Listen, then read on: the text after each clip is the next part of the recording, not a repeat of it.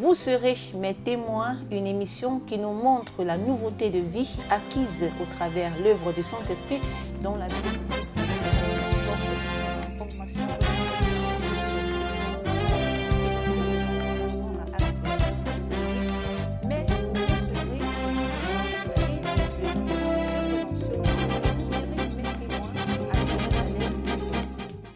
C'est un réel plaisir, mesdames et messieurs, d'être en votre compagnie dans le cadre de l'émission Vous serez mes témoins, une émission qui montre l'action du Saint-Esprit dans la vie des disciples et messagères formés ou en formation à travers tous les sièges de la FOW du monde entier.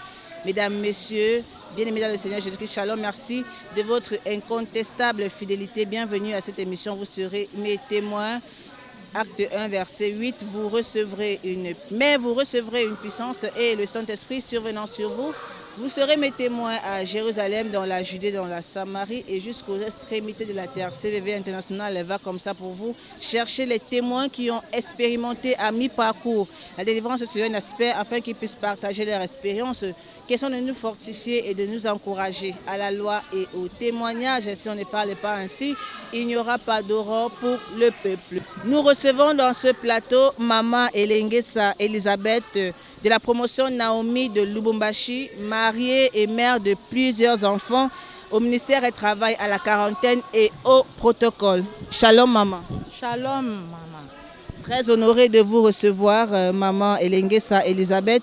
Vous êtes née dans une famille nombreuse, de 7 enfants, vous êtes la 5e. Comment était l'ambiance familiale? Bon, pour moi, l'ambiance familiale, j'ai trouvé ça c'était normal parce que mon père travaillait à ce moment-là à l'État. Il était comptable d'État. L'ambiance était normale pour moi. Je ne savais pas qu'il y avait des choses derrière. Je l'ai su à partir de ces ministères ici. Merci. Et quel est le constat que vous avez fait dans votre famille? Pour moi, j'ai constaté qu'il n'y avait pas de mariage. Il y avait des condamnations, les enfants, on ne se mariait pas, ni du côté de ma mère, ni du côté de mon père. Il n'y avait pas de mariage, c'est ce que moi j'ai constaté en premier lieu. Une cousine à vous, vous avez parlé du ministère chrétien du combat spirituel à l'époque. Comme vous avez une vie aisée, vous n'avez pas écouté. Oui, il y avait une cousine à moi qui était venue me dire que Maman Elisabeth, venez au ministère chrétien du combat spirituel. Comme j'ai prié déjà dans une église là, je me méfie de non, je n'ai pas voulu écouter. Je me suis dit non, moi je ne vais pas me déplacer aussi longtemps que je suis née de cette église ici, je vais continuer à prier à cette église là. Malheureusement pour moi... Là d'abord en 1984, vous êtes mariée? Oui. En 1984, j'étais mariée, j'ai eu 8 enfants, 5 filles et 3 garçons. Vous êtes mariée à un professeur ordinaire de l'université de Lubumbashi. La vie était bien sans problème, mais sauf qu'un événement s'est passé et vous avez décidé de revenir au ministère chrétien du combat spirituel. Oui, il y avait un événement malheureux pour moi. J'avais perdu mon fils aîné à l'âge de 20 ans. Juste quand il veut entrer à l'université, c'est quand mon fils était né. C'est quand ça m'a réveillée. Je me suis réveillée, je me suis dit non, qu'est-ce qui se passe dans ma famille? Moi, je suis grandie normalement et je fais grandir mes enfants normalement, mais qu'est-ce qui se passe? Moi, je ne vais plus continuer à prier là où j'ai prié. Je change d'abord la position. Justement, quand j'ai voulu changer la position, j'ai commencé d'abord à intercéder moi-même. On m'appelait, venez prier. Non, j'ai intercédé. J'ai dit, moi, je ne vais pas laisser mon Dieu. Je connais que Dieu existe, mais je veux que Dieu me montre là où je vais trouver la réponse de la mort de mon fils. Bien avant ça, dans votre maison, en tant que votre mari professeur de l'université, il y avait beaucoup de membres de famille qui restaient avec vous. Oui. Mon mari avait fait étudier ses sœurs et ses frères plutôt à l'université de Lubumbashi. Moi également, j'ai amené beaucoup de gens derrière moi, de ma famille, toujours à Lubumbashi. Nous avons maintenant une grande famille à Lubumbashi. C'est grâce à mon mari et moi. Nous avons amené des gens. Bon, c'est comme ça. Et dès que votre fils a eu le diplôme d'État, il est décédé. Vous avez eu un choc. j'avais eu un choc terrible. J'ai tombé même malade, j'ai tombé, l'hypertension, j'avais l'hypertension. J'ai tombé, il y a des fois tombé, je tombe, on me prend, on m'amène à l'hôpital. C'est à l'hôpital que je me réveillais. Alors, une fois au ministère chrétien du combat spirituel, là nous sommes en 2008. Dieu vous a donné la cause de la mort de votre fils par une révélation. Oui. Dieu m'a donné la cause de la mort de mon fils en 2008. C'était quand j'avais commencé le M10, M11. Bon, j'étais choquée par la parole. Notre formatrice nous disait, quand tu as perdu, la Bible nous dit, tu ne peux pas perdre un enfant. C'est les enfants qui vont enterrer leurs parents. Mais quand tu enterres, tu commences à enterrer les enfants, ce n'est pas normal. Il faut ouvrir les yeux. Donc, c'est-à-dire, toi, tu es une sorcière et ton mari aussi, c'est un sorcier. Ça m'a tiqué. J'ai dit, moi, je suis sorcière. Comment est-ce que moi, je peux être sorcière? Mais l'état d'âme de mon mari, moi, je ne connais pas. Mais moi-même, je sais que je ne suis pas sorcière. Mais on me dit que je suis une sorcière. Il faut que j'entre d'abord à la prière. J'ai commencé à entrer à la prière. J'ai entré à la prière. Le Dieu de combat spirituel m'a révélé. Comment est-ce que comment est-ce que j'étais sorcière et comment est-ce que il m'a réveillé d'abord. Comment est-ce que mon fils était mort? Il m'a montré comme ça. Ouvre les yeux. Quand je dormais, c'est pour ma toute première fois avoir de telles révélations.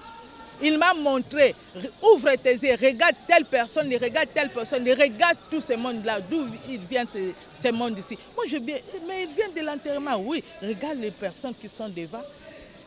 J'ai vu 2 personnes que je connais. On m'a dit, c'est eux qui sont à la base. Je me suis réveillée. Je continue toujours à prier. On m'avait dit, moi, je suis sorcière. J'ai vu d'autres personnes, mais on m'avait dit, moi, je suis sorcière. Où est ma sorcellerie? Et puis Dieu m'a parlé. Regarde là où tu avais cédé pour qu'on puisse tuer ton enfant. Regarde là où ton mari avait cédé pour que cet enfant puisse mourir. C'est quand j'ai ouvert les yeux, j'ai appelé même mes enfants, je leur ai dit comme ça. Vous, à partir d'aujourd'hui, soyez-en sûrs, il n'y aura plus de morts dans ma famille. Parce que je connais d'où vient cette mort. Nous allons commencer à prier.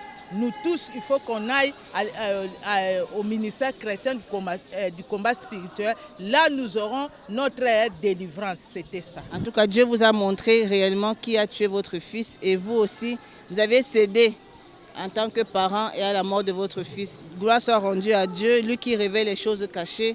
Il vous a révélé. Alors vous venez d'une famille où il y a beaucoup de choses, de malédictions, de limitations, de célibat. Qu'est-ce que vous pouvez dire par rapport à la vision du ministère chrétien du combat spirituel, vu ce que Dieu vous a révélé? Vraiment, par rapport au ministère chrétien du combat spirituel, j'ai dit que Dieu est grand. Il agit, et il agit certainement. Moi, j'ai 8 enfants, 5 filles et 3 garçons. Dans les 5 filles-là, les 4 filles sont déjà mariées officiellement. Dans le garçon, il y a un qui est déjà marié. C'est ce que j'ai dit, le ministère chrétien du combat spirituel est grand. Et puis, toutes mes filles-là qui sont mariées, ils ont tous les enfants. Je glorifie le Dieu de papa et de maman Olangue, le Dieu de la continuité. Nous comprenons donc avec le témoignage de maman Elengesa Elisabeth les méfaits de la coutume. Condamnée à l'esclavagisme, elle a fait étudier beaucoup d'enfants dans sa maison, également son mari, mais son fils, l'aîné, après son diplôme d'État, est décédé à cause de la sorcellerie. Des choses inexplicables, inexpliquées. Maman, papa, jeune, toi qui nous suis, qui est chez toi? Tu as perdu un enfant, tu as perdu un mari. Connais-tu la cause du départ d'un être cher? Il est important de demander à Dieu le problème qui m'arrive et ça vient d'où? Est-ce que c'est moi-même qui ai sacrifié mes enfants ou mon mari? Est-ce que c'est moi qui ai sacrifié mon travail, mon mariage? Dieu qui révèle les choses cachées, il ne ment pas. Les lois établies, les condamnations ne sont pas éternelles. Aujourd'hui, notre maman, c'est non seulement elle est mariée, mais ses enfants aussi sont mariés. Elle commence à expérimenter la main de Dieu, Dieu du combat spirituel qui ne change pas. Toi aussi, moi aussi, nous pouvons vivre les merveilles de Dieu. Alors maman, un petit conseil à tous ces mamans-là qui ont perdu un enfant, qui ont perdu un mari, qui sont désespérées. Qu'est-ce que vous qui êtes passé par là, pouvez leur dire? Je vais leur dire de ne pas désespérer, qu'ils viennent au combat spirituel. Il y a la solution. Il y a vraiment la vraie solution. Vous-même, vous avez vu, vous avez écouté ce que je viens de dire. C'est-à-dire le combat spirituel entre dans la profondeur du problème que tu as dans ta vie. Et il va te donner la solution. N'hésitez pas. Il ne faut pas hésiter. Moi, au commencement, j'avais hésité. Ce n'est que quand Dieu a fait que mon fils puisse mourir, c'est quand je me suis levée. Lève-toi, maman. Lève-toi, papa. Tu as des problèmes. Même si ce n'est pas le problème que tu as perdu un enfant, tu as perdu un membre cher, mais quel que soit ton problème là que tu as, ici on va le traiter. On va traiter ton problème spirituellement. Que Dieu vous bénisse. Chaque famille africaine a une réalité spirituelle. Il y a une condamnation cachée, même si apparemment on ne voit pas. Il est important de chercher la révélation pour avoir la victoire. Merci maman Elengesa Elisabeth de la promotion Naomi de Lubumbashi, femme du professeur ordinaire Papa Elengesa. On salue Papa Elengesa en passant, ainsi que tous les enfants et tous les chrétiens combattants du ciel de Lubumbashi. À nous revoir pour un prochain numéro de Vous serez mes témoins. Que Dieu vous bénisse. Shalom.